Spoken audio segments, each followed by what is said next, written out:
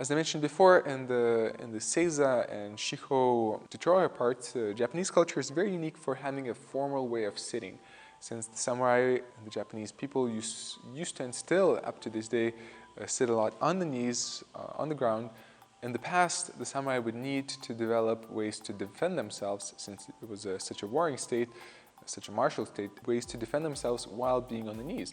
So since Aikido's heritage comes from the Japanese culture, from the samurai ages, there's a good amount of what's called Suwari Waza techniques. So Suwari in Japanese means sitting, Waza means techniques. So Suwari Waza meaning sitting techniques, where you sit in the traditional way of the Japanese and you respond and do the technique in that way. From one perspective, you can see it as a good introduction to the Japanese culture, but at the same time, there's a very practical reason for that, and which we will look at and explore in this part of the video.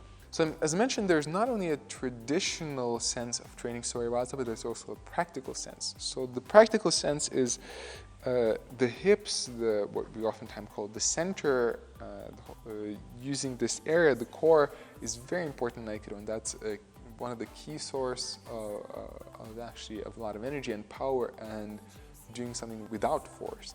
But that can be tricky to actually develop. So actually when you train in Suwari Waza, there's a lesser chance for you to cheat. It's harder to use the arms, you cannot use the legs. You actually have to use the hips, the center, and then you're forced to actually train to do it properly.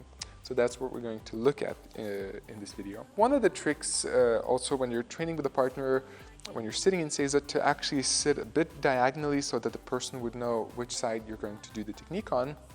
So we're going to do a more Iwama-based Shomanuchi attack. So actually I'm going to turn a bit the right knee towards him, and normally since we're diagonal, he's slightly diagonal too.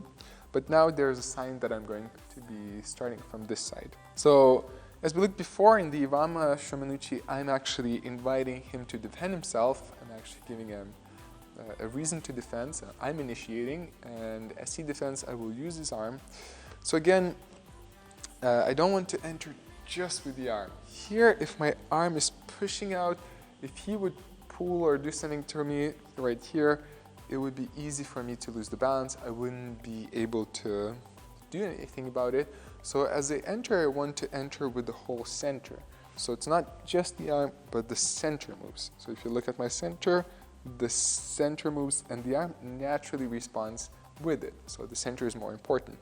As I do that, I also step on my toes, since it's more mobile there. So I go on my toes, and with the center, I initiate him to defend. Now again, I'm not going with the arms. My center goes towards him, so I place my leg on the toes forward, and I'm not putting my whole foot here. I'm just placing my toes so that I could drop the knee, and as my knee drops, my hips turn, I bring him down. And also now, a common mistake in Aikido and Suwari Waza, we try to repeat the movements we do standing, and we try to walk a lot, but actually in Suwari Waza, it's important that you stay economical. You stay minimalized in your movements. So instead of walking towards him, which would take a lot of energy, I'm more bringing him down towards myself and simply stepping here. So since it's hard to move, I make him move more for me. Now, same technique, but the Ura variation. So again, the beginning, I step in, I step on the toes with the whole center. Now, in standing variation, we would go toe to toes. Here, my knee goes in, foot separates with the whole center. I grab the elbow, and again, I turn my hips. I'm not pushing him down with the arms. I'm turning my hips, I'm throwing the back leg behind, and I'm giving him space to where I was. So in the end, to summarize it, if you want to have efficient Suwari Waza techniques, they will help you with the Tachi Waza, with the standing techniques, since you will develop good hip movements, also flexibility in the legs. But always remember, stay economical, don't do unnecessary movements. Try to find how to do the technique with as least movement as possible. And also always remember that it's the hips, it's the center which has to do the movement. It doesn't come from the arms, especially in Suwari Waza.